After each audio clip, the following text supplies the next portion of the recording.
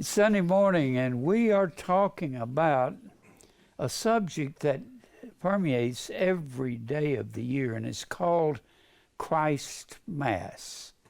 The Mass is eating human flesh. That's what it is. That is the focal point of Roman Catholicism. Christmas was brought into ancient Israel by Jezebel. She is the most wicked person in all the Bible because of what she did. She brought in, it was actually called fire worship or Baal, and grove worship. You cannot read the Old Testament without running into that constantly. Her father, Jezebel's father, if this is the Mediterranean Sea here, Israel is on the eastern end of the Mediterranean, like so. It's just a little bitty country. It's smaller than New Jersey, and all of the attention of the world is upon it. Right above Israel is a little nation we call Lebanon. And in the ancient world, it was called Tyre and Sidon. Those are different cities, but when you said one, you were saying the other. That was Tyre and Sidon, right above Israel. And Ahab, we've already come to the place. I can't teach this without teaching in sequence events. That's the only way I can do it. And Ahab was the king of northern Israel, Ahab. And Israel was split into two nations because of Solomon's. This really amazes me. I think on this a lot, of Solomon's willingness to let his 700 wives and 300 concubines. A concubine was a secondary wife. She could do all the same duties. He could have babies by all of them. And he said, these 1,000 women that I had in my life, they were vanity and vexation of the spirit, and I could do nothing to fulfill my desires of my flesh. Not even these 1,000 women could fulfill them. He said, vexation was a word that meant to grab for the wind. When you're reaching for the wind in life, and that's self, you'll never grasp it. You'll just be wrapping your hands around nothing. Well, Solomon in 1 Kings, he's not the first man to bring this into Israel. He just allowed all these wives to keep their Shemash. You can see that in the 11th chapter of 1 Kings. Shemash. Can't spell when I'm talking. M-O-S-H. Shemash was the gods of Moab. Moab, just east of Israel, is a section we call Jordan. It's not shaped like that. It's shaped more like this right here. That's Jordan. In the ancient world, that was southern Jordan was Moab. And northern Jordan was the land of Ammon. Where in the world did Ammon and Moab come from? They came from when you go down here, just south of Israel, you've got where Lot went to Sodom, and God rained fire down to Sodom and killed everybody except Lot and his 2 daughters. His wife was killed when she looked back, and she turned into stone. To turn someone into stone was an old ancient idiom that meant to die. So we don't know if she had, or she turned to salt. We don't know if those salt pits there in that area, which they had plenty of them. Maybe God just threw that up in the air and rained it down on her, because you got salt all along this salt sea in southern Israel. Galilee is up here, and Jordan runs down into the salt sea. So perhaps there was salt spewing up with God's wrath coming up out of the ground and coming down on her because she looked back. Well, when he came out of here, he went somewhere into a cave, and his two daughters had an incestuous relationship with their fathers, not because of the sexual desires for it, but because they probably presumed that maybe Lot, their father, who was the nephew of Abraham, was going to be who the promised seed would come through, so they wanted to make sure and preserve the seed of Lot. So when you see Moab, which is southern Jordan, and Ammon, northern Jordan, those were the two sons of Lot by his daughters. Ammon was called Ben-Ami, B-E-N-A-M-M-I, and they shortened it to Ammon, and Amman, Jordan is the capital of Jordan today. So these are first cousins to Israel.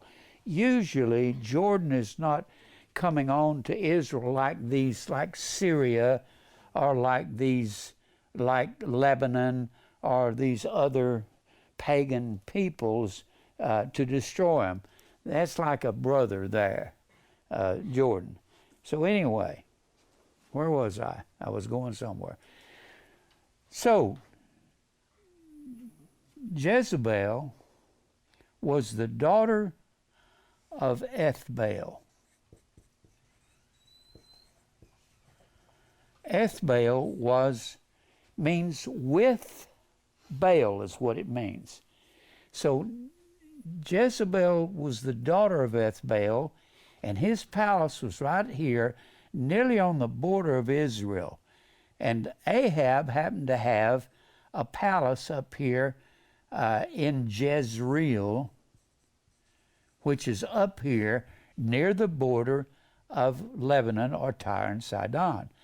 So somehow he saw her one night at a party, and he thought, this woman sure is hot, so I'm going to get her, and he marries her. And we went through this last week in 1 Kings, the 16th chapter. Now you're going to see Baal in the grove long before Solomon. Solomon's was simply associating with the wrong women and marrying them. I'd contemplated that for years. Why did he do that? And then when you get to reading by these historians, they'll tell you they would usually do that in order to establish with these foreign nations, they would establish some kind of peace situation with them. They would marry the daughter into their harem, and that way they wouldn't have to go to war with their father. One of the best illustrations of this was up here northeast of Israel. Let me show you on a map here. Northeast, here's Israel. Northeast of Israel, just slightly east, is Syria. Now, one of the daughters of Syria was married to the Egyptian Pharaoh, and her name was Cleopatra. She was actually a Syrian princess. So when she was given to one of the pharaohs, that was so they could have peace treaties with Syria, because Syria was a very dangerous country. They was always attacking everybody, and you wanted to be at peace with Syria in the ancient world. Now, Syria is not Assyria. Syria is a country. Syria and Assyria. Two different things. Well, actually, Syria would be in Assyria, but Assyria was an empire. And that empire was northern Babylon up here into what we call Georgia or Azerbaijan, and up in this area up here, and went all the way down here and took in all of this. So, we're talking about how this got into northern Israel. Now, Syria was there's a man that I keep talking about. I talk about, and he was the ruler of Syria. You remember when I said that Alexander the Great, Alex the Great, when he died, it's believed that one of his generals killed him. He had 4 generals. Before Alex the Great, you had Persia ruling. And Alexander the Great, the Grecian general, one of the greats of all time, he overthrew Persia. Persia overthrew Babylon. And northern Babylon was called Assyria. Babylon. Now, Alex the Great had 4 generals: Cassander,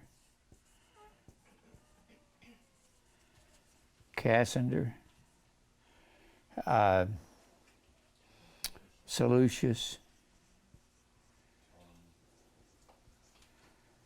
Ptolemy, and he had one of them I can't bring, Lysachamus. Lysachachimus.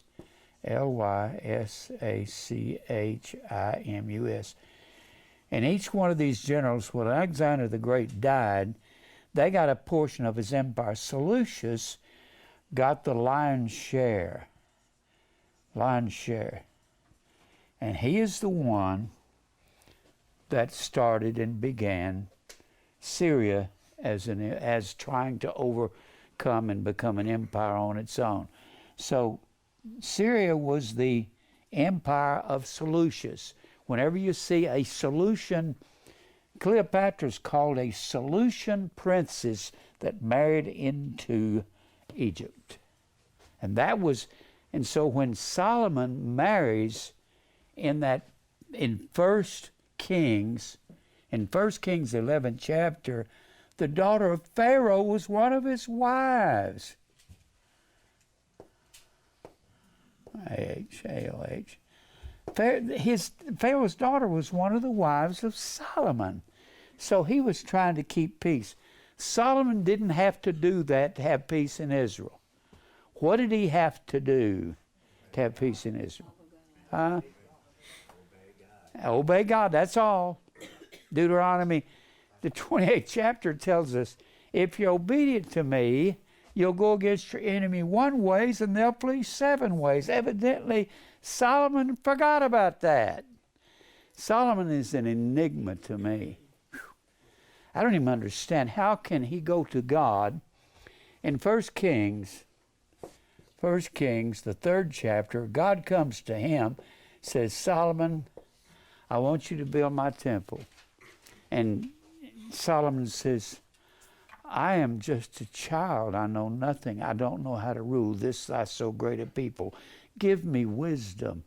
And God says, because you've asked for wisdom, I'm going to give you money and all the wealth you could possibly think of.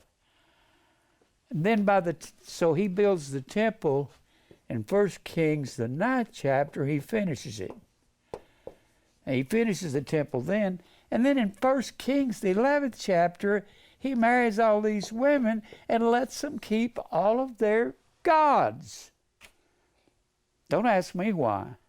I'm going to ask him that when I get to heaven, because he certainly was a believer. Now, we're talking about, last week we talked about 1 Kings, the 16th chapter. In 1 Kings, the 16th chapter, that's where Jezebel and Ahab come together. We read all of that. And how in the world, that is just the pollution. That's just the pollution of northern Israel. Just northern Israel. And what she did, what Ahab did, he built in that 1 Kings 16, he builds temples. This is something Solomon didn't do. He builds temples for Baal and the grove, and Baal and the grove become the national god and goddess of northern Israel. That becomes the religion of northern Israel.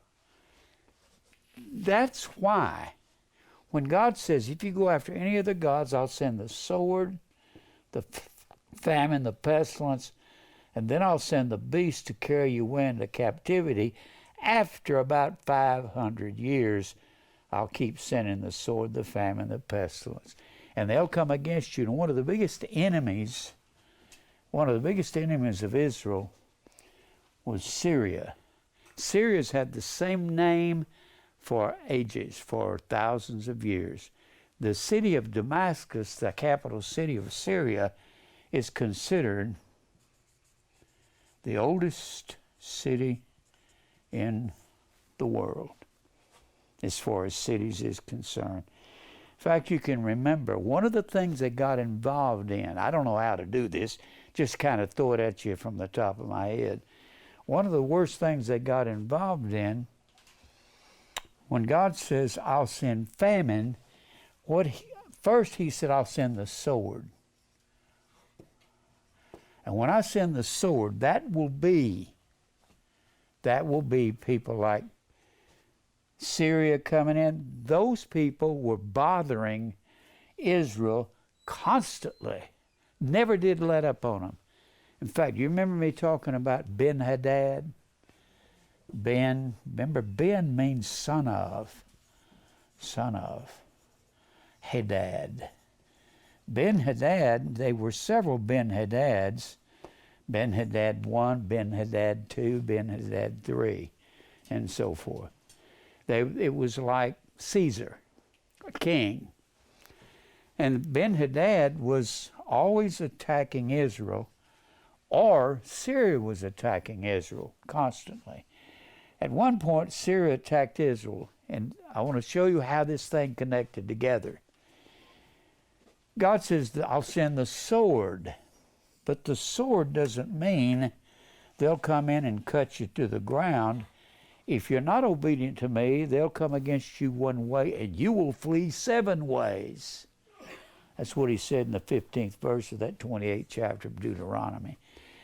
Many times when he'd send the sword, when he'd send Ben-Hadad in, or one of his followers, one of his kings after him, they would come in and cut off all supply lines. All supply lines.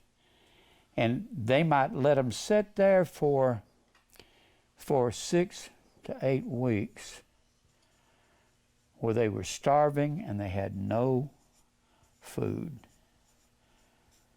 Now, when they went after the sun worship, the sun worshipers, I keep saying, the priests of Baal wore tall, white, pointed hats, and these white robed sheet robes, and they worshiped a flaming cross. The clan and Christmas and the priests of Baal come out of the same thing.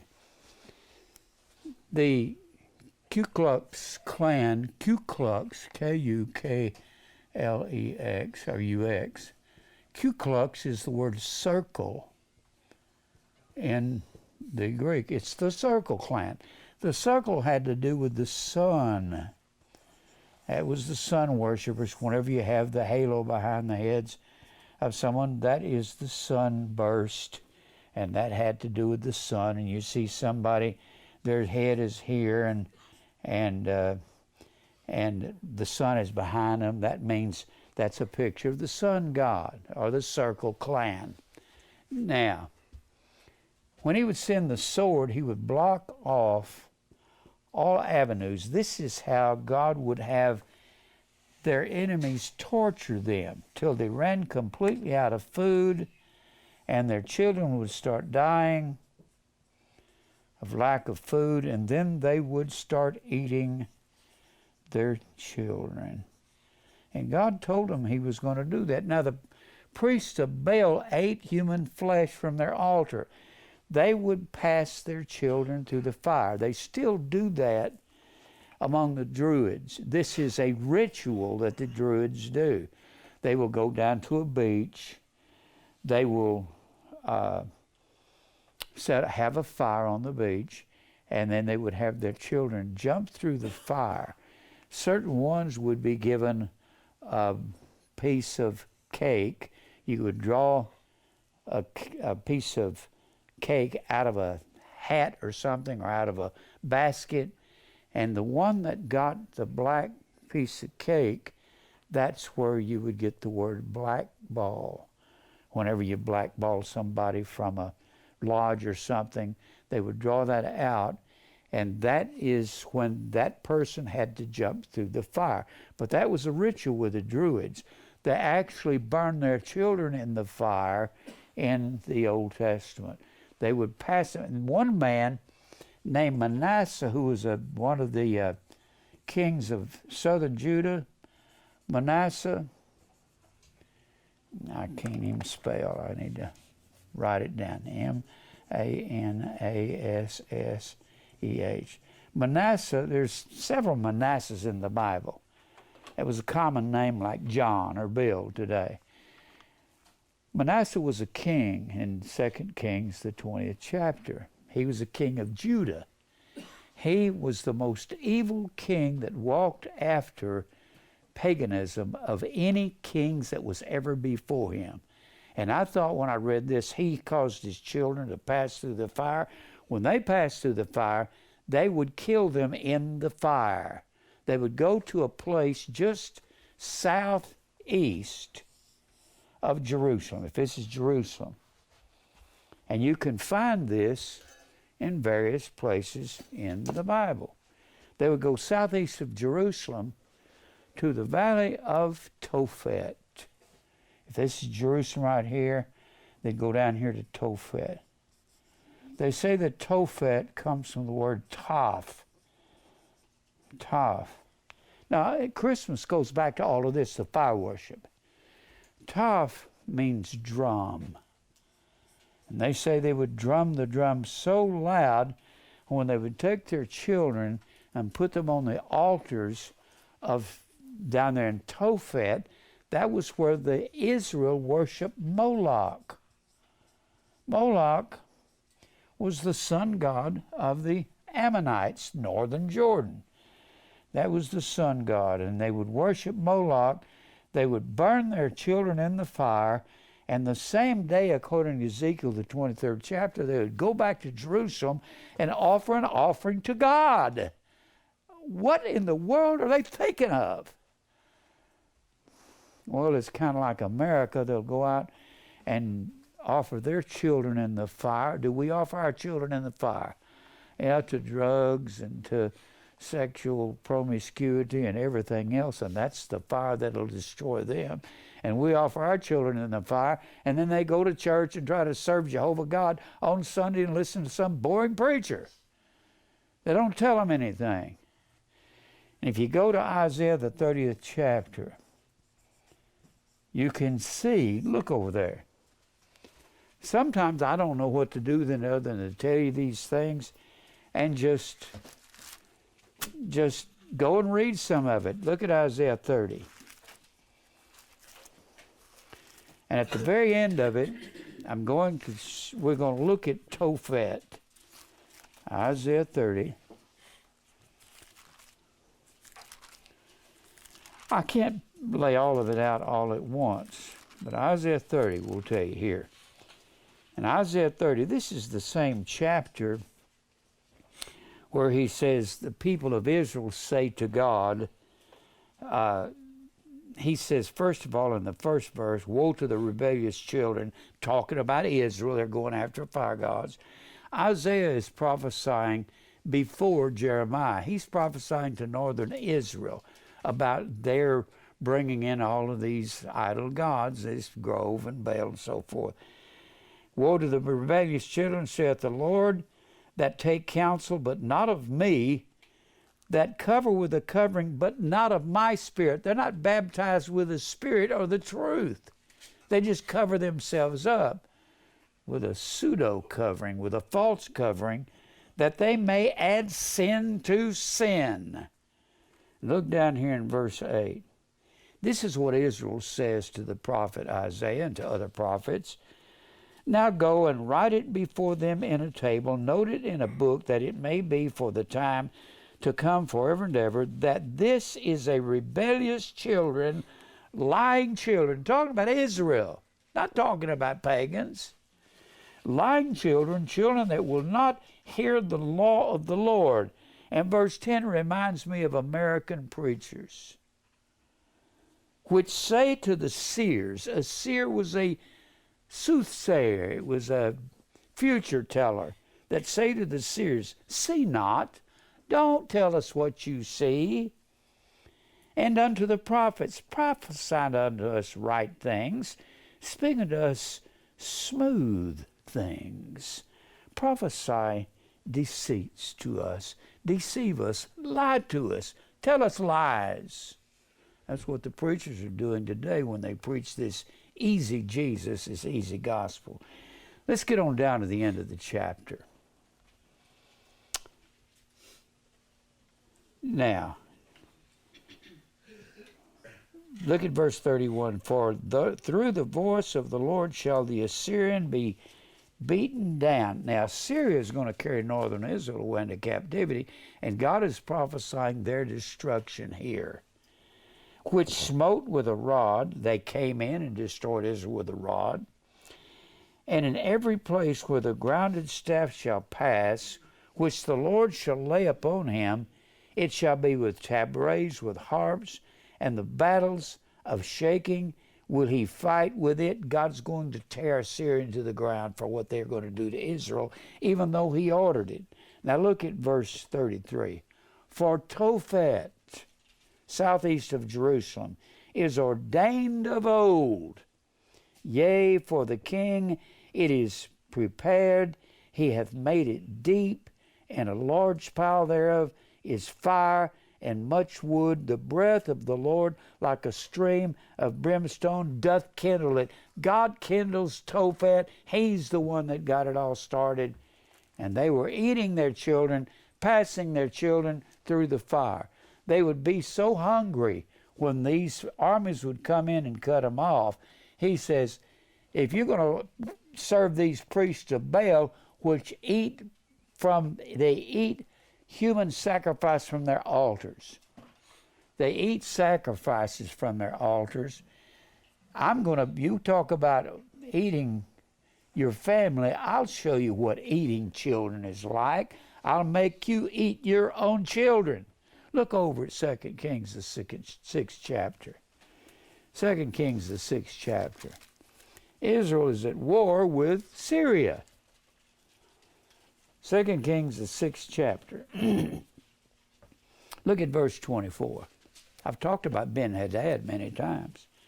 And it came to pass after this that Ben-Hadad, king of Syria, gathered all of his hosts. The hosts was the armies. And went up and besieged Samaria. What is Samaria? Northern Israel. He's coming down from Syria, and he's going to attack northern Israel because Ahab and Jezebel have brought this sun and tree worship. God says, I'll turn you over to your enemies and they'll slaughter you. And that's what he's doing right here. And there was a great famine in Samaria. I wonder why. Could it have been Ahab having brought... Ahab's son is now the head of northern Israel. At this point, Elijah is no longer the prophet in the 2nd chapter of this book. Elijah is carried away in a fiery chariot in the 2nd chapter of this book. And Elisha tells Elijah, give me double portion of what you've got as you leave. And the mantle of Elijah fell upon Elisha, and Elisha preached for 50 years against Israel. So Elisha's the prophet here. And there was a great famine in Samaria, and behold, they besieged it.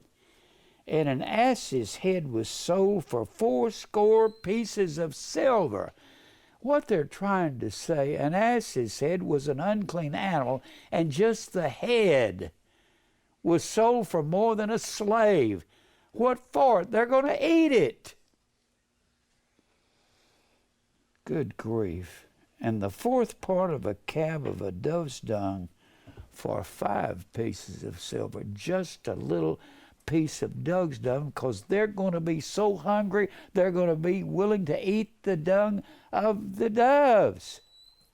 You say, I ain't never been that hungry. Oh, you think you never can be? Go without eating for 8 weeks? What do you think you'll eat? And there's no food anywhere to be found. And as the king of Israel was passing by upon the wall, there cried a woman unto him, saying, Help my lord, O king, help me. We don't have nothing to eat. We're starving because of the judgment of God, because they went after Baal in the grove, and Shemash and Molech, and etc. And he said, If the Lord do not help thee, whence shall I help thee? Out of the barn floor, out of the winepress? There's nothing there. We don't have anything. This King Ben-Hadad has got us cut off from everything.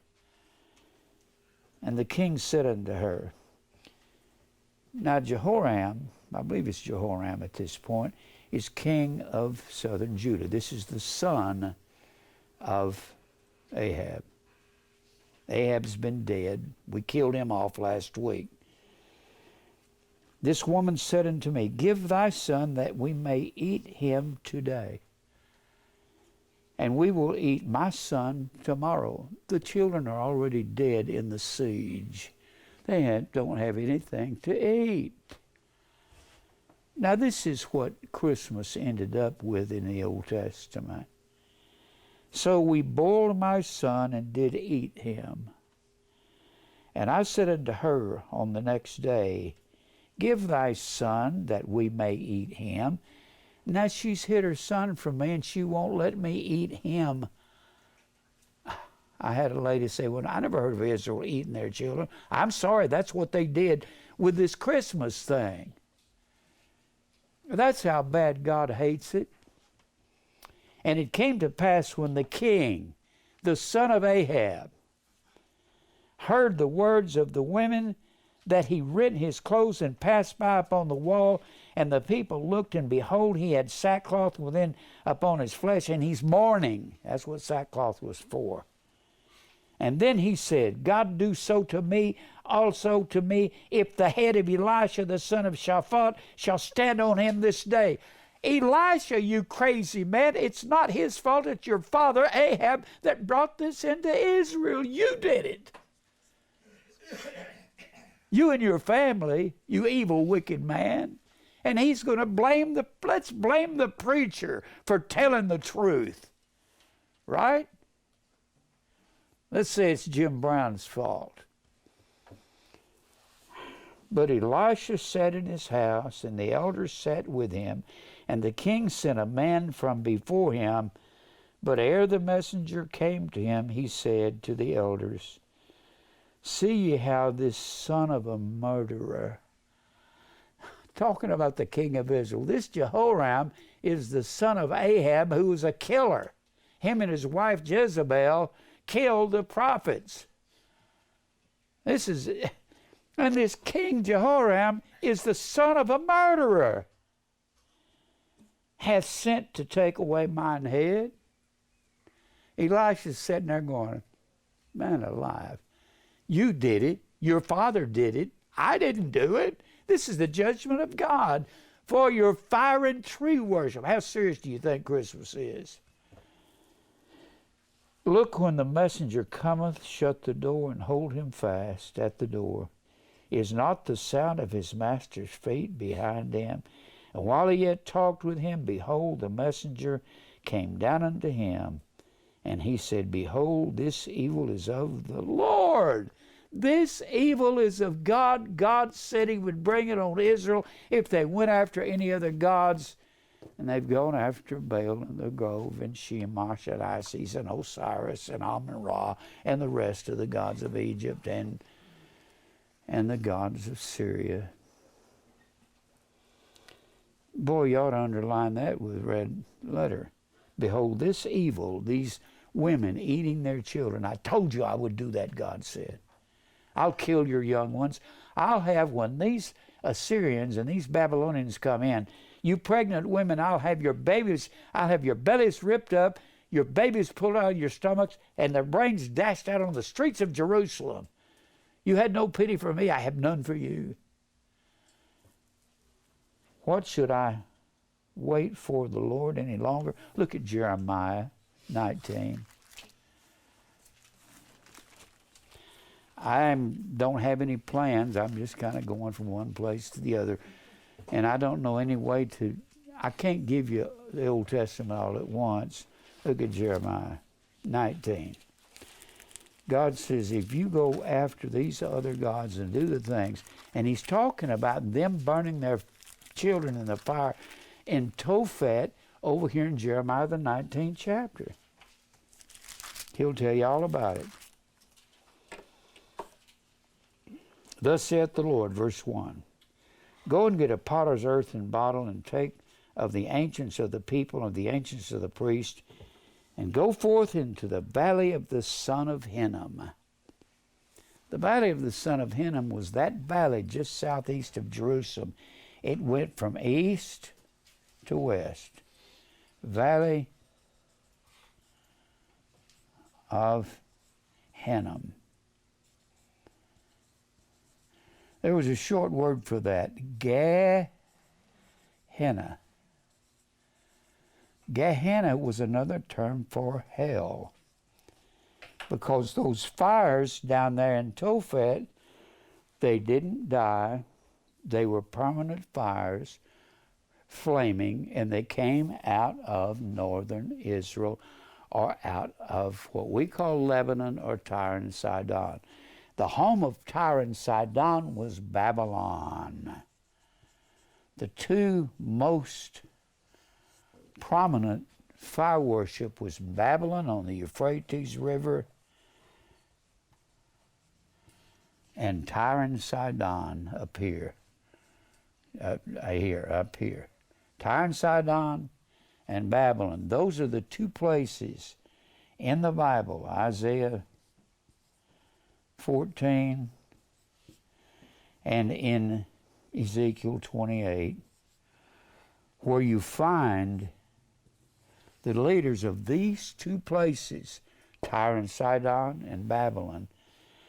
At this place in time, in Isaiah 14, Babylon's king was Belshazzar. And he's about to lose his throne. He's about to lose his throne when Cyrus comes in from, Cyrus blocks off right above Babylon.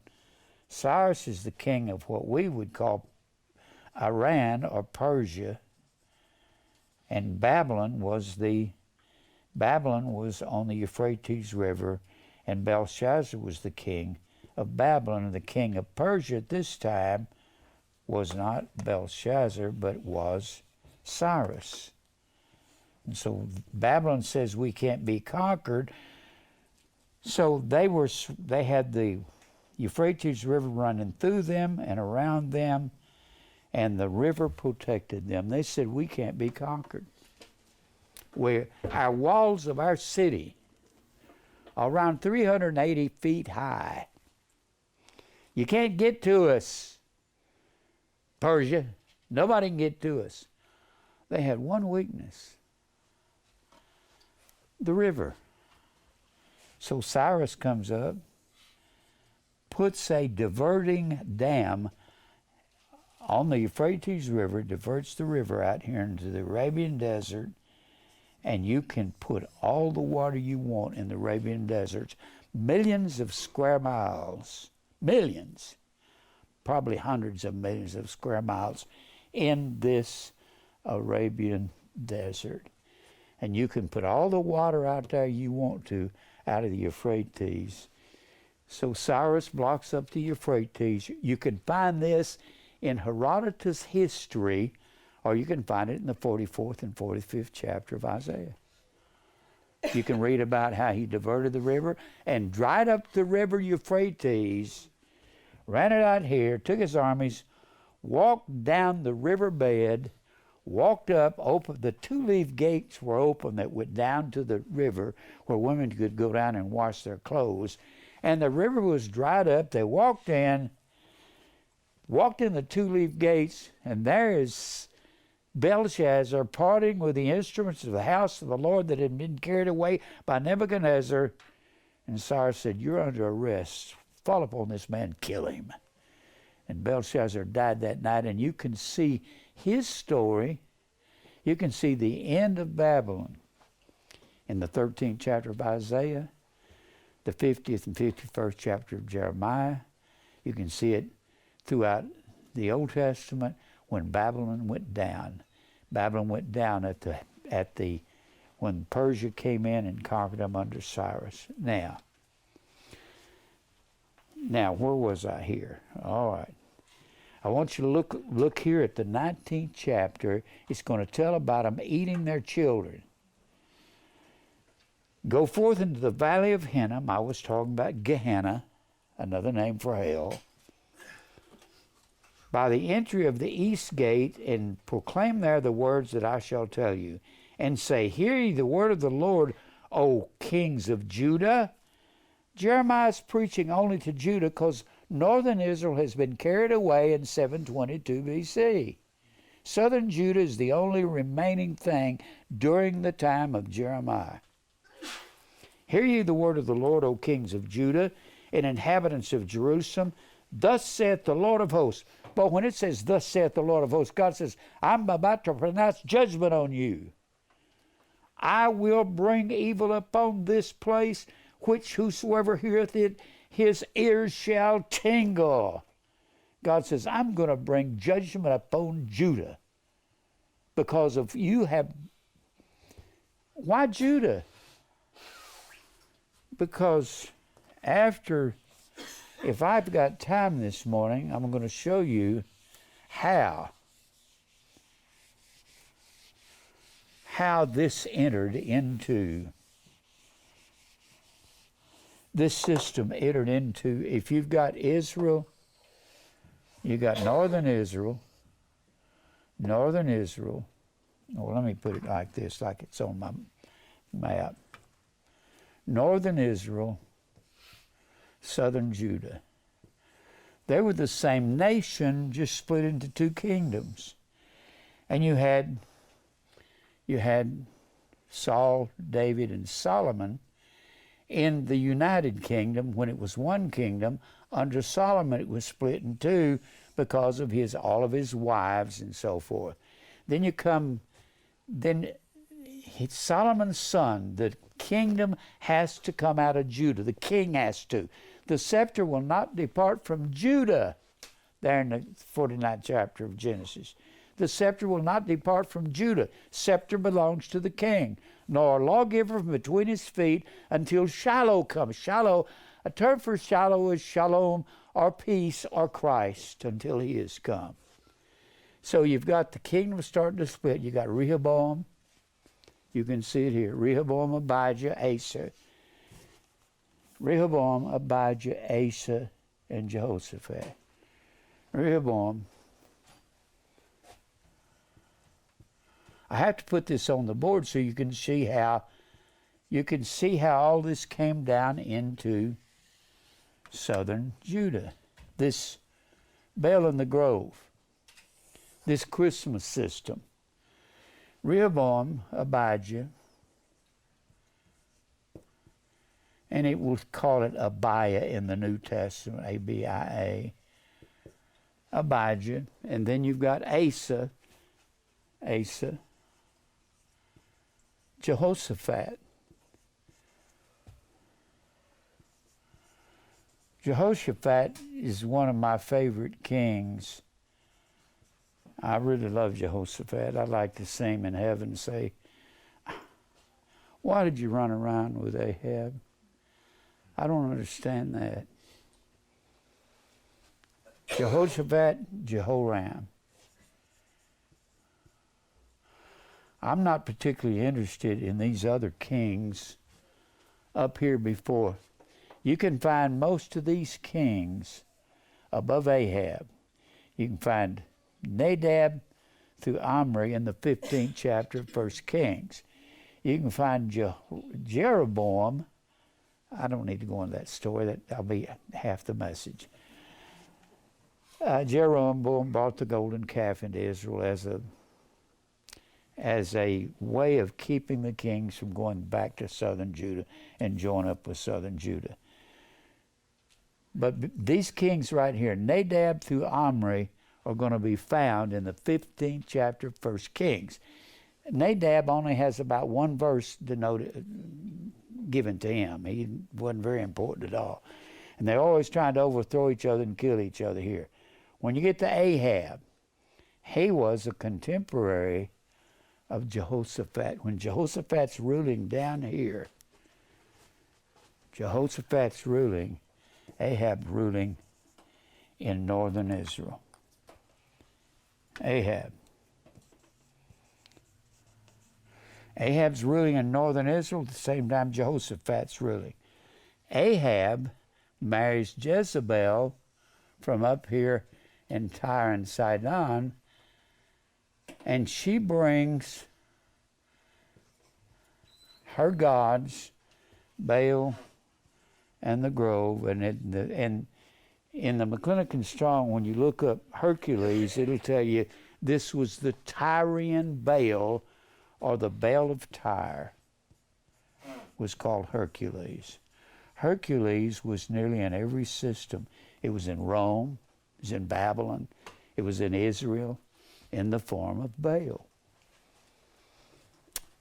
So Ahab marries Jezebel.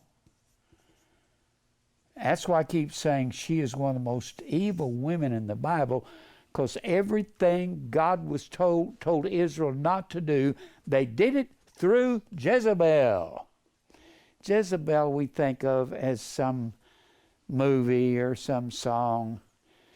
Frankie Lane had a song years ago, if ever the devil was born without a pair of horns, it was you, Jezebel, it was you. That's not the Jezebel of the Bible. She wasn't Jezebel because she painted herself up. She was evil because she brought other gods into Israel and made it the national god and goddess of Israel. We found that out in the 11th chapter of 1 Kings. How does it get down into southern Judah? I'll tell you exactly how. Turn over here to, I'll come back to the 19th chapter of Jeremiah. Turn over to the 15th chapter of 1 Corinthians. This is how it happens. 15th chapter of 1 Corinthians. Here's how everything evil happens in your life and mine. We run with the wrong people. But they're real nice, and they love Jesus. They go to the big Baptist church. That don't mean nothing. Do they believe in death to self, daily cross, self-denial, and being hated by the world? Do they believe in predestination? Are they willing to give up Christ's Mass, the Roman Catholic unholy day? Look at verse 33. Be not deceived. Evil communications, evil. Evil is the word kakos, means worthless. Worthless communications. Homilia, Homolia. It means companionship. Evil companionship corrupts.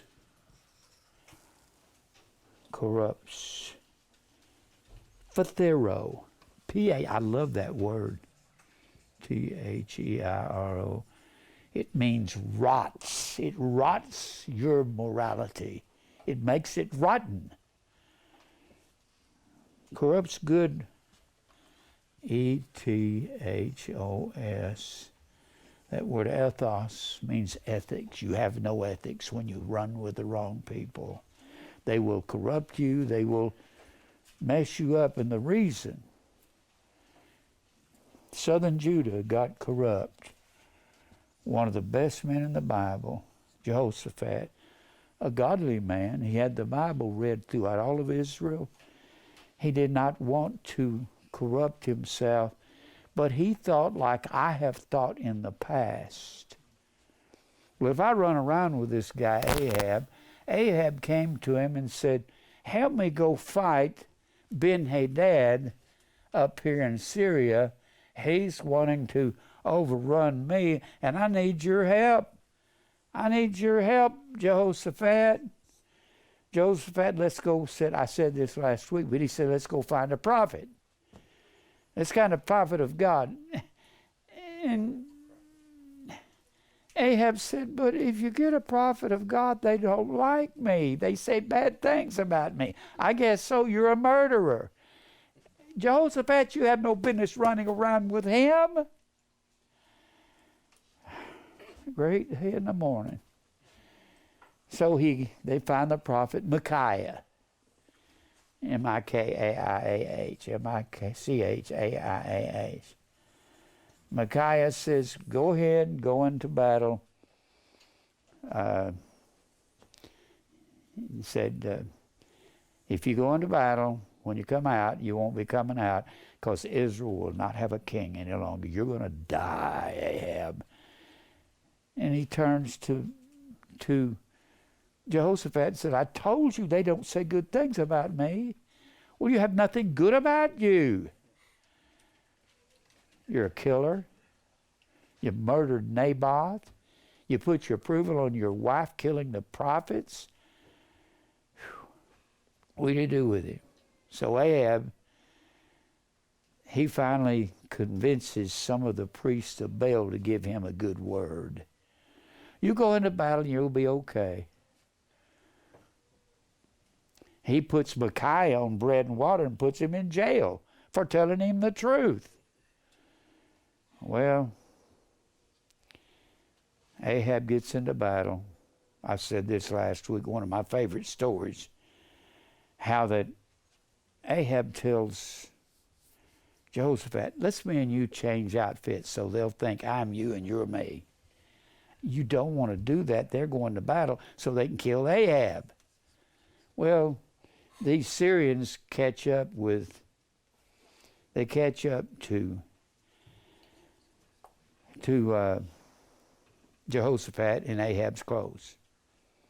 And they say, you're not the guy we want. Get away from us. Where is that Ahab? And that's when a man draws a bow at a venture and God performs 3D calculus. Ahab's running across the plain and this bowman is over here shooting his arrow with so many pounds of pressure, and it goes and hits Ahab between the hearts, and he said, I am hit. And God killed him right there in that battle in the 22nd chapter of 1 Kings. Because of all that they did, I want to read something to you, and I want you to remember this because this goes in with this story. We got to kill off. First of all, I got to show you how this got down in southern Judah. It got into southern Judah with Jehoshaphat running around with Ahab because they end up, when you run around with somebody, don't you end up naming your kids after them if you're best friends in high school? That's kind of what you do. And you'll notice Ahab had a son named Ahaziah. He also had a son named Jehoram. The guy he run around with had a son named Jehoram and a grandson named Ahaziah. They're naming their kids after each other. Well, they're running around and they're so close. I don't understand. I did this with a gospel singer one time. The guy was a heathen. And I'd try to make friends with him and lead him in the right way. And he'd affect me with his philosophies, and I ended up doing some wrong things. I was affected by association. Who you associate with will deal with you. Well, it won't bother me. Yes, it will. It did me. I couldn't get away from it. Now, while they're running around together, Ahab and Jezebel, there ain't no other title for her but her that I've given her official title, the daughter from hell. What do you have when you cross Ahab and Jezebel? The daughter out of hell itself. Her name was Athaliah.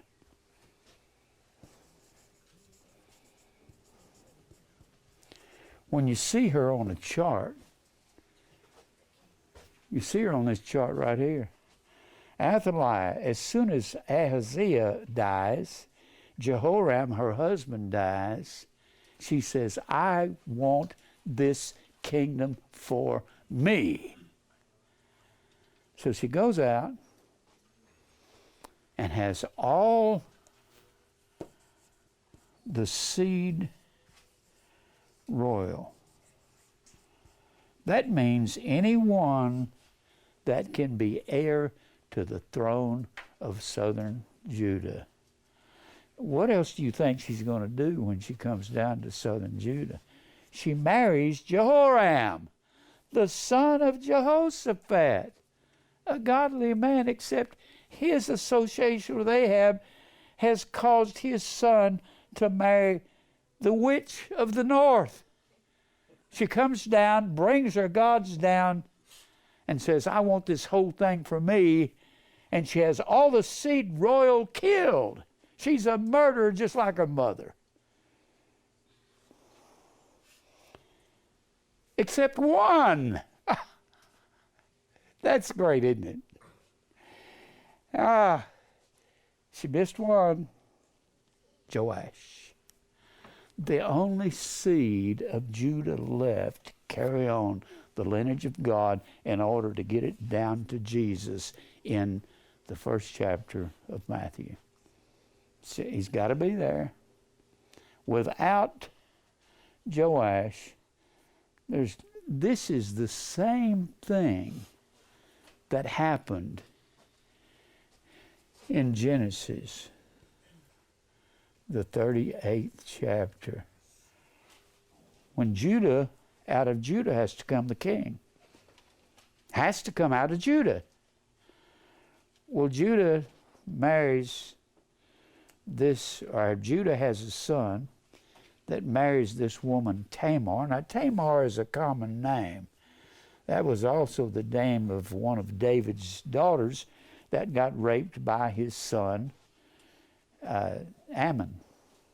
So don't get them confused. And Tamar, she's married to one of Judah's sons. And she was, as it was the custom of the Jews, when one son would die, his brother would take his place and marry the same woman, and the first son would be the lineage of his brother. Well,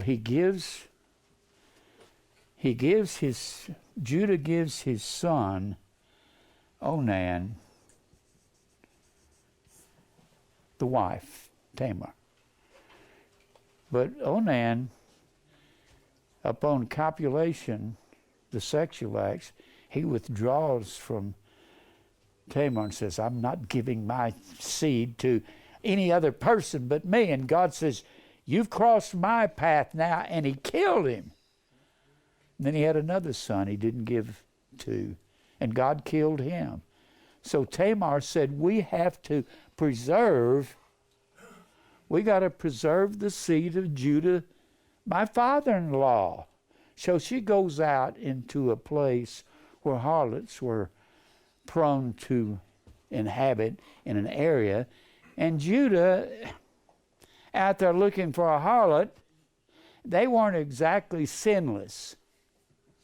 He goes out looking for a harlot, and she has a veil over her face. He doesn't know this is his daughter-in-law.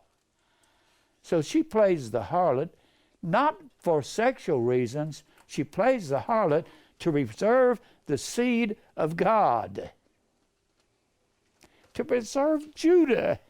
The same thing that's happening over here when Joash is the only one left of Judah. And they think they've killed everybody.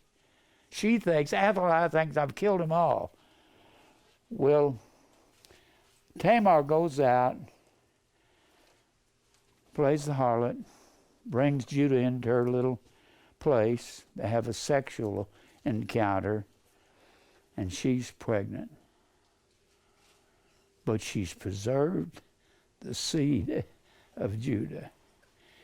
And he said, I'm going to go and come back and bring you a goat or something for my sexual services. So he leaves. He comes back and says, where's the harlot that was in this place? One man says, there was no harlot here. Oh. He goes back home.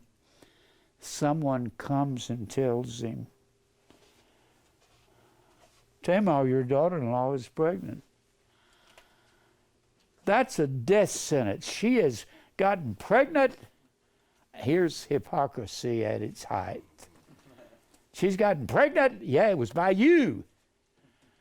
And he says, bring her in here. She's going to die. And they brought her in and said, whose child is this that you're pregnant with? She said, whoever's staff this belongs to, and whoever's ring this is.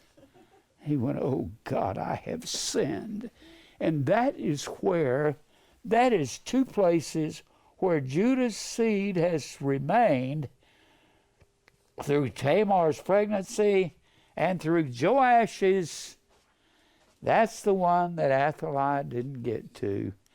But she thinks she's going to be queen over all, not queen, forgive me, king.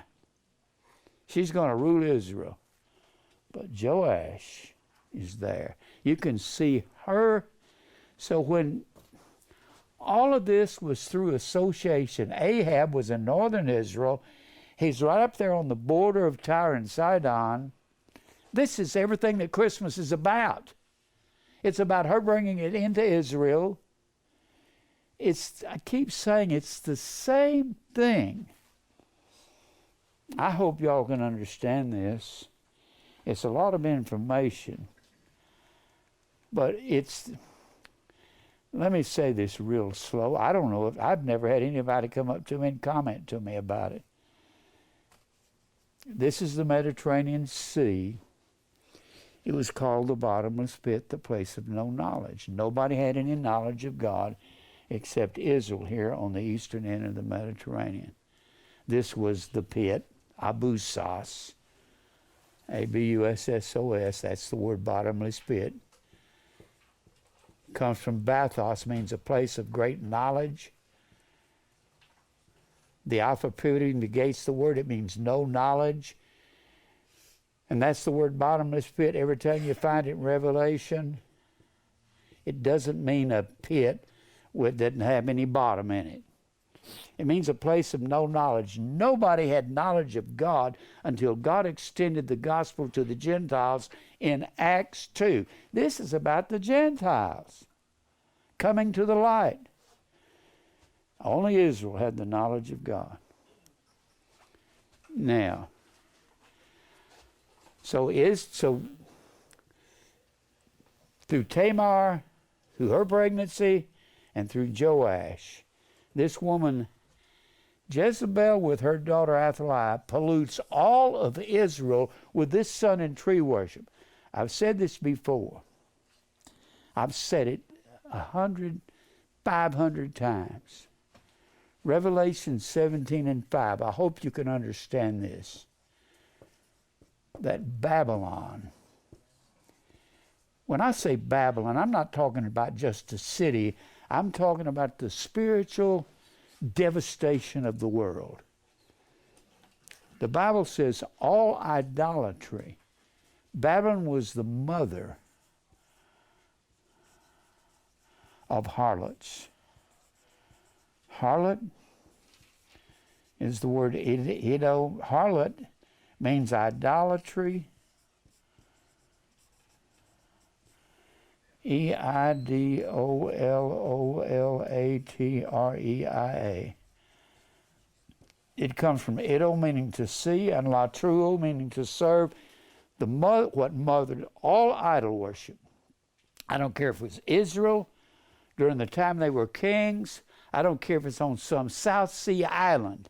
What's really amazing, in a South Sea island, when there's a volcano god, and they take a young virgin and throw her into the fire to appease the god of the volcano. Volcano comes from the word Vulcan. Volcano. And Vulcan was just a contraction for the word Baal, Kahan. Baal Kahan, Vulcan. It has the basic same sound. Baal Kahan, Kahan is the word priest of Baal, and they ate human flesh and wore tall white pointed hats and white sheets. Human flesh. I don't know any other preacher who even knows all of this stuff. I spent 63 years studying the Old Testament. That's why it's second nature to me. These people are my acquaintances and my enemies. Ahab is my enemy, not just God's. He's my enemy because he polluted Israel all through the Old Testament. And his wife, through the wrong association, brought all this into Israel. They have a daughter together named Child of Hell herself, and she brings it into the son of Judah, and that's why Isaiah kept saying the Gentiles are going to come to the light, because God has done all of this so the Gentiles can come to truth, and that's you and I. Christmas is evil and pagan, but it's a good thing it happened, otherwise we wouldn't have Jesus as our Savior. I don't even understand that. The Bible says in Romans 11:11, did Israel stumble merely to stumble? God forbid. They stumbled so salvation could come to the Gentiles. That's us. Now try to figure that out. Try to figure out the mind of God. Who hath known the mind of the Lord that he may instruct him? Try to figure out, why did God say, if you go after all these evil gods, and I'm going to cause you to do it, I'm going to bring the sword, the famine, the pestilence, and the beast to carry you away, so I can call the Gentiles to the light. He tells Babylon, don't you do that. If you do, I'll destroy you. Or Israel, don't you do that. I'll destroy you, and I'll use the beast to do it, and I'll put it in their minds to come in and carry you away. And then when they've carried you away, I'll look at the beast and say, why did you do that to my people? What? Can you figure that out? I can't. Do I believe it? Yeah. I believe it because God said so. Now, how much time do I have, Mike? 24. I was going to get into Athaliah and her actions. You'll find her actions beginning over here around the 9th chapter. There's one other man I've got to bring up in here. Jehu. God's going to have to make him king over northern Israel, Samaria. He's got a job. When Ahab is killed in battle in the 22nd chapter of 1 Kings, Jehu's got to kill all the sons of Ahab, so none of them will sit on the throne in Israel. And that'll be his job. He also is the special man that God called to go up to northern Israel 13 years after Ahab's death, and he's going to kill Jezebel. This man has got one of the greatest jobs in the world. It's his job to kill Ahab's 70 sons. He tells the men, I want you to go and kill all of Ahab's sons, cut their heads off, and bring them to me in a basket. You say, Jim, that sounds cruel. Yeah, it does. But God says, you had no pity for me, I have none for you. I keep this night. I'll just read a verse out of this 19th chapter. He's talking about causing Israel to go to Tophet in the 19th chapter of Jeremiah. And look at verse 9. I will cause Israel to eat the flesh of their own sons and the flesh of their daughters, and they shall eat every one the flesh of his friend in the siege. A siege is when they come in and surround the city, no food for 6 or 8 weeks, and you're going to be eating your children. Now, where was it I was going? I got to introduce you to Jehu, where he comes on the scene. Go to the 18th chapter, 1 Kings. This is not where he comes on the scene, but this is where, this is hard to get to all this. Can't get to all of it. Go to 1 Kings, the 18th chapter. Remember, the 16th chapter of 1 Kings is where Ahab marries Jezebel and brings it all into Israel. That's 1 Kings, the 16th chapter.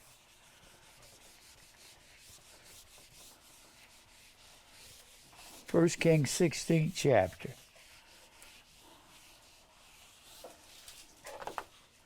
First Kings, 16th chapter. Ahab marries Jezebel and brings her gods into Israel. Same thing as Christmas, whether anybody likes it or not. Ahab and Jezebel, marries Jezebel. And then the 17th chapter, since they make Baal in the Grove the national god and goddess of Israel, in the 17th chapter of 1 Kings, Elijah comes out of the woodwork. This man was a Tishbite. We don't know what that was. Some people think he may have been an Arab.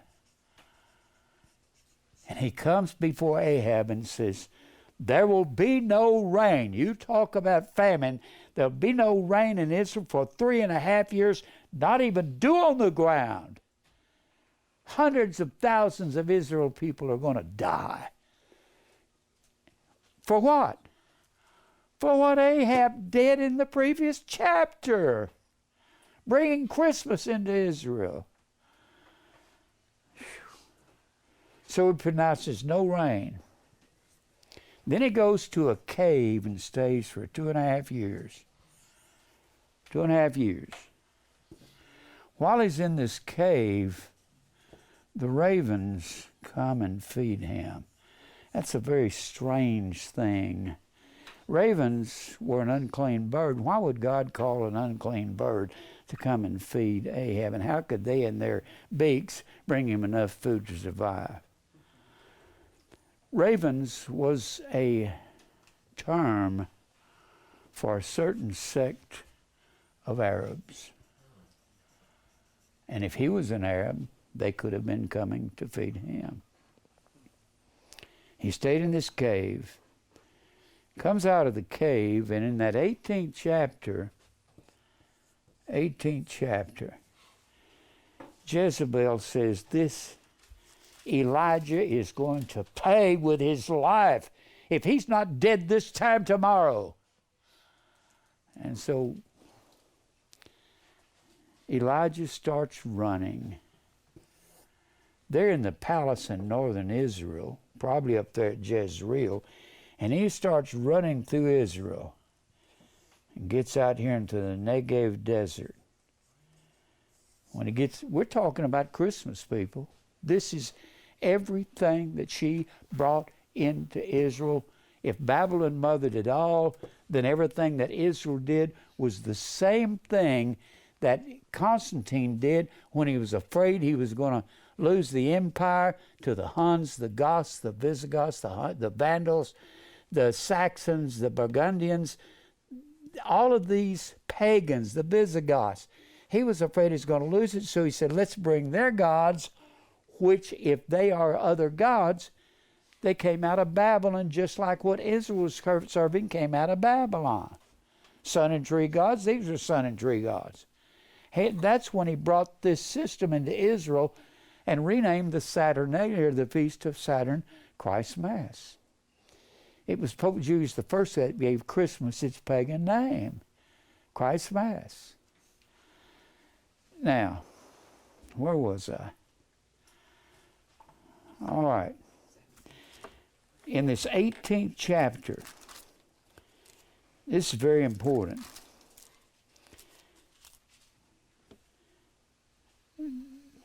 He's running for his life, and he runs, and in verse 13 it says, Jezebel slew the prophets of the Lord, and he had hid 100 men of the Lord's prophets by 50 in a cave.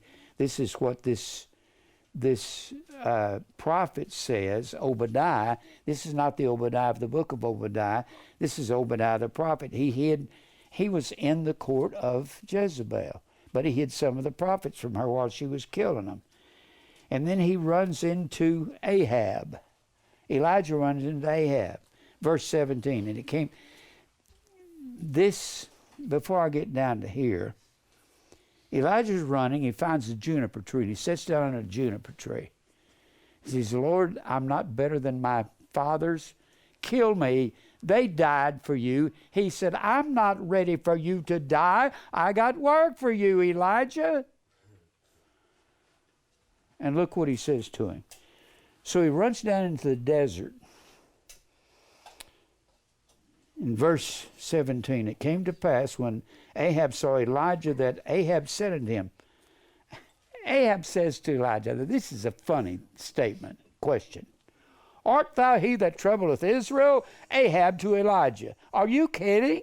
You're the guy that troubled Israel. The reason there's been all of this famine and no rain is because of you marrying Jezebel, you knucklehead. God, that's crazy, isn't it? And he answered, I have not troubled Israel, but you and thy father's house, in that ye have forsaken the commandment of the Lord, and hast followed Balaam, which is plural for Baal.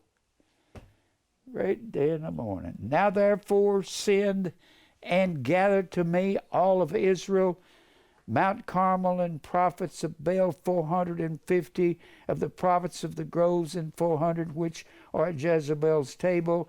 And he says, now I want you to kill them. And the next day, Jezebel hears about this. And she says, verse 1 and 2, chapter 19, Ahab told Jezebel all that Elijah had done. Elijah had done, she did it. Everything, are there any lies in the Bible? Yeah.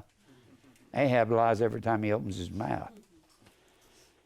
And now he had slain all the prophets with the sword. He killed all of her prophets.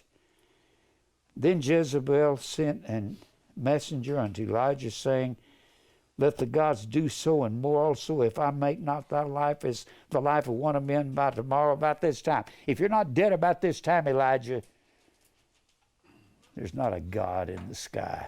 She said, I'm going to kill Elijah. She takes out after him. And he's running.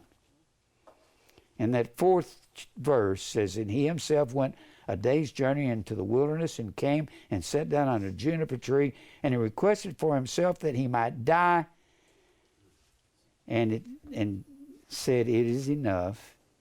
Now, O Lord, take away my life, for I am not better than my fathers. You can look at Jeremiah 20 and 7, where Jeremiah said, Lord, the whole nation is out to kill me. Lord, I've had enough. I want to die. But I can't. It's a burning in my heart. Jeremiah said the same thing. Do you ever feel like you want to die because you're catching so much flack for the truth? I feel that way. So he goes on down south. God tells him to go south. Look at verse 11. And God said, go forth and stand upon the mount before the Lord, and behold, the Lord passed by, and a great and strong wind rent the mountains and brake in pieces the rocks before the Lord. And the Lord was not in the wind, and after the wind an earthquake, but the Lord was not in the earthquake. And after the earthquake, a fire. The earthquake and the fire and the wind was not God talking to Elijah. He tells him what it is. And after the fire, a still small voice.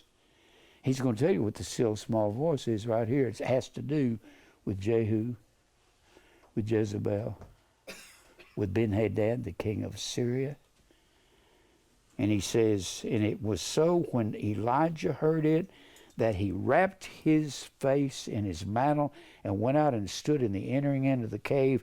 And behold, there came a voice unto him and said, what dost thou have here, Elijah? And he said, I have been very jealous for the Lord God of hosts.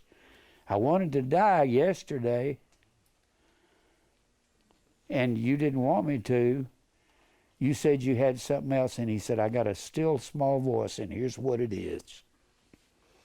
Because the children of Israel have forsaken thy covenant. What's the covenant? I'll be your God, you'll be my people, you'll have plenty of food, you have plenty of rain. But if not, and you forsake my covenant, I'll bring the sword, the famine, the pestilence, and the beast. Throw down thine altars and slay thy prophets with the sword, and I only left, and they that seek my life take it away. And the Lord said unto him, here's my still small voice. Go return on thy way to the wilderness of Damascus. When thou comest, anoint Hazael to be king over Syria. He's going to kill Ben-Hadad, the permanent enemy of God in Syria. And Jehu, the son of Nimshi, shalt thou anoint to be king over Israel. He's going to kill all of Ahab's sons. He's going to set things, he's going to pull all the Baal and Grove worship out of Israel. And Elisha, the son of Shaphat, of Baal-Mahua, you have to understand that Elisha took the place of Elijah. It's Elijah God's talking to right here. He said, you got to have a man that follows you, and it'll be under Elisha. Elisha will anoint Jehu and tell him, kill Ahab's sons. And shalt thou anoint to be prophet in thy place. You see, this is the still small voice. I got something for you to do yet. Just because the enemy's chasing you don't mean your life's over. Because it's not. Boy, I feel like the enemy's chasing me every day. How much time do I have, Mike? 9. I was going to go into... Let me go into Jehu a little bit. Look over here in 1 Kings 19. You get into, not 1 Kings, not 19, 2 Kings 9. You get into 2 Kings 9. Remember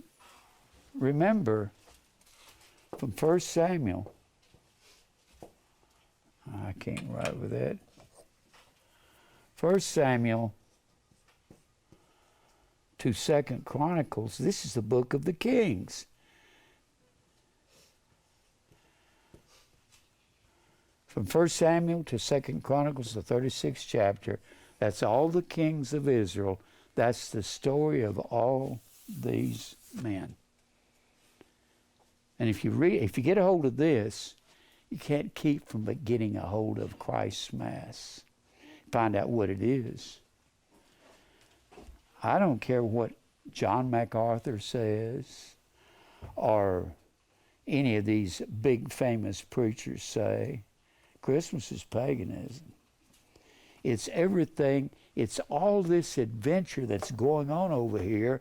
It's about Jehu killing Ahab's sons, Ahab and Jezebel, and Athaliah and Jehoram, all of them bringing this all in and corrupting all of Israel. And that's why God turns to the Gentiles, and that's why he scatters them. When he scatters them all over the world, God doesn't stop his rituals. He says you got to come back to Passover, Pentecost, and the Feast of Ingathering. And by the time you get to Acts 2, they've been carried away to 600 to 720 years. They've been carried away, and they're speaking all the dialects and the glossa of the world. Glosses have been interpreted to the word tongue. And they're carried away because of all of this apostasy that Jezebel brought into Israel. And that's where the tongues comes from. And God measures out the 70 weeks of Daniel on them for having done all of this. The 70 weeks of Daniel, the tongues, Christmas, the Gentiles coming to the light, which is the spirits in prison. All of this is a part of the same picture. Can you see that? It's all a part. If you can understand this, you can understand something I've never heard any other preacher in America teach. They don't understand it, how tongues is a part of this thing. If they're scattered for hundreds of years, they're taking on the languages of the people where they're going. And when they come back to these feasts, and they're in Acts 2, they said, how hear we every man, and our own tongue, our own dialect wherein we were born. There was a different dialect of the Greek language in every city-state. It's like, this is a simple picture. It's just got a whole bunch of strokes to the picture. Does somebody else see that? Shake your head yes or no. Yes. You can see that? I don't believe there's a preacher in America I've ever even heard that understands this. Is that a boast? No, that depresses me to no end. Because I get up every day and look out the door, look out the window, say, God, they're still there. They don't believe you. I can't know all this and go back to doing Christmas ever. Now, look over here in 2 Kings 19. I won't be able to do much on this. Not 19, 2 Kings 9. When you get to 9,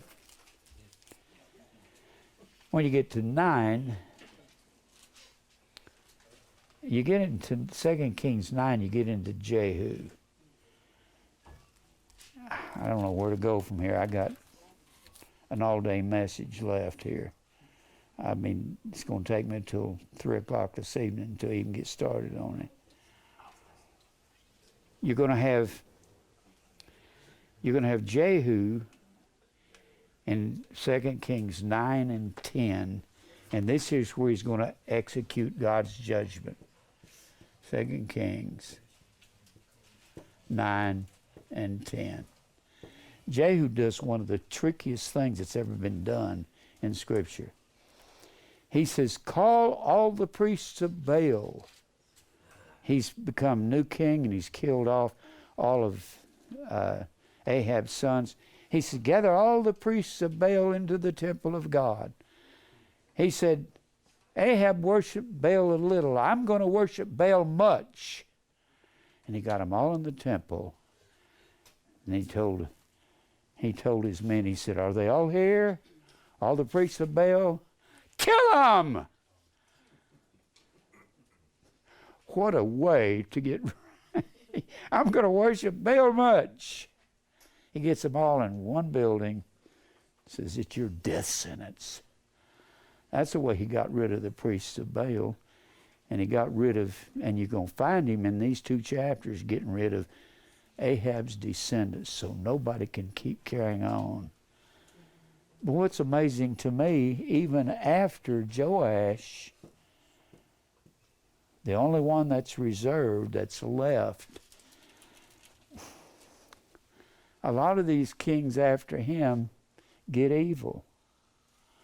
There's not but 3 righteous kings in all of Israel. Who were they? Huh? David, Hezekiah, and Josiah. They were completely righteous. The rest of them, some of them were halfway righteous, like Asa. Asa was really good when he was young. We could honor him in his old age. I liked Asa. Jehoshaphat was a good guy. He just ran around with the wrong people. That's what brought all this down into southern Judah. Uzziah was a very famous king. Uzziah, he built aqueducts for Israel, all kinds of plumbing systems in Israel. He was an advanced head of the city commission. Whatever. He built all kinds of things for Israel. But he went into the Holy of Holies one time, and he's of the tribe of Judah. And you can't go in there. If you go in there and do any works of the king, God will strike you. So he got leprosy. Uzziah, you had such a good reputation. Ahaz was evil. Manasseh was that king I told you about that was just wicked to the core. And I thought when I first read about Manasseh in my 20s, I thought, Lord, you need to kill him and put him in hell. I read about him in 2 Kings, but then I read about him over in Chronicles, and it says when he was carried away into captivity, he converted. Manasseh is an illustration of just how wicked a believer can get. Have you ever been wicked? I am so ashamed of myself, don't you lie. And then Zedekiah, the last king of southern Judah, this is the surviving kingdom after northern Israel was carried away under Hoshea. Zedekiah was a pansy. He's the last king of southern Judah. Jeremiah was walking through the streets saying, judgment's coming. The king of Babylon is coming, going to carry you away. And the princes of Israel went to Zedekiah and said, Zedekiah, can we kill this man Jeremiah? He is really distressing all of Israel and breaking the hearts of Israel. And Zedekiah said, well, you can hang him in the mire. And the mire was in some of those dungeons, which were they say it was the waste area for human dung and urine. He said you could hang him in that. So they'd hang him in the mire, and the rumblings would come through the gossip that Nebuchadnezzar was on his way. And Zedekiah would say, go get Jeremiah. I need to ask him a question. They'd pull him out of the mire, stinking, bring him in. He'd walk in to the palace where Zedekiah was, and then Zedekiah would say, Jeremiah, have you heard a word from the Lord lately? Somebody slapped that guy and knocked him down. What are you talking about? Jeremiah said, yes, judgment's coming. He didn't mince any words with Zedekiah. So they took Zedekiah when Nebuchadnezzar came in, or Nebuzaradan, his commanding general, came in. And they brought Zedekiah's sons before his eyes, said, take one last look at them. This is the last you're going to see of them. And they killed his sons before his very eyes. They punched his eyes out of Zedekiah, tied him up naked, and marched him off to Babylon. And you don't hear anything else about Zedekiah. Just a pansy. I'm out of time. Let's pray. Father, we thank you for your truth. about this Christ mass thing. It's everything that was evil in the Old Testament.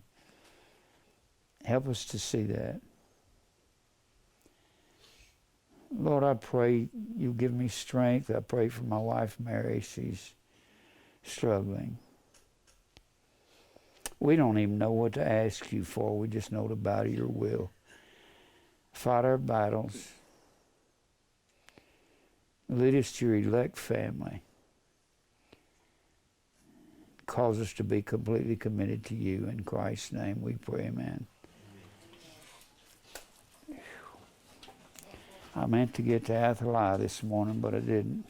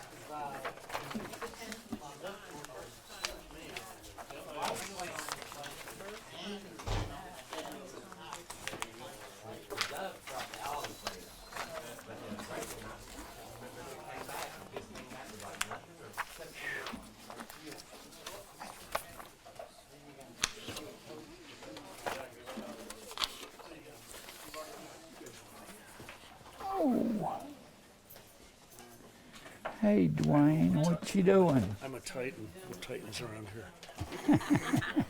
I love you. I love you too. Here, just took us Black Rose on the third race. I know, it's pretty cool, huh? How you doing? How good. How's Mary doing? She's not doing good. She was ready to come to church this morning. She said, I can't go. I know the feeling, but She was just really struggling with her blood pressure. And I had to take her to the emergency room Thursday night. And her blood pressure was just raging. Her face was all swollen. She called her doctor at home. He said, go to the emergency room. So they gave her a bunch of fluids, IVs and stuff. And just struggling. She's just struggling. you guys are tough. Where you going? Uh-oh. Hey, little guy. He knows there's candy. He's got child radar. Love you. I'll see you later. I love you, brother. I love you, brother. I love you. I will. Huh? What do you want? You want something I've got?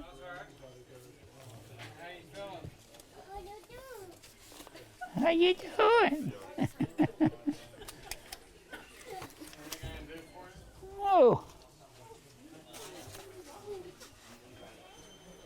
Oh, man.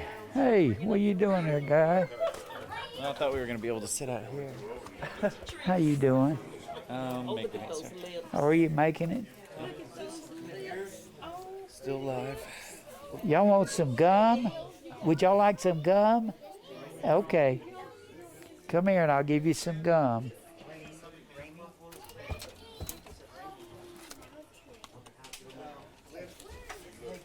Here you go.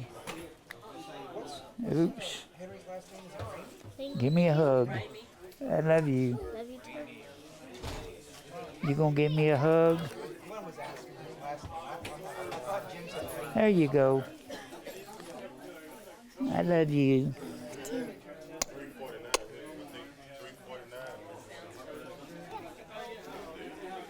Can he chew gum? Not yet, huh? That little girl don't chew it either. She eats it. Oh, okay. Oh, yeah. I don't think, even when he gets out, his wife said he'll never be the same. Is it due to the same cancer? Yeah. I mean, not cancer, He but bled, tumor. his tumor bled out in his brain. So he'll never be the same. That's what she said. Oh, wow. I mean, according to the doctor.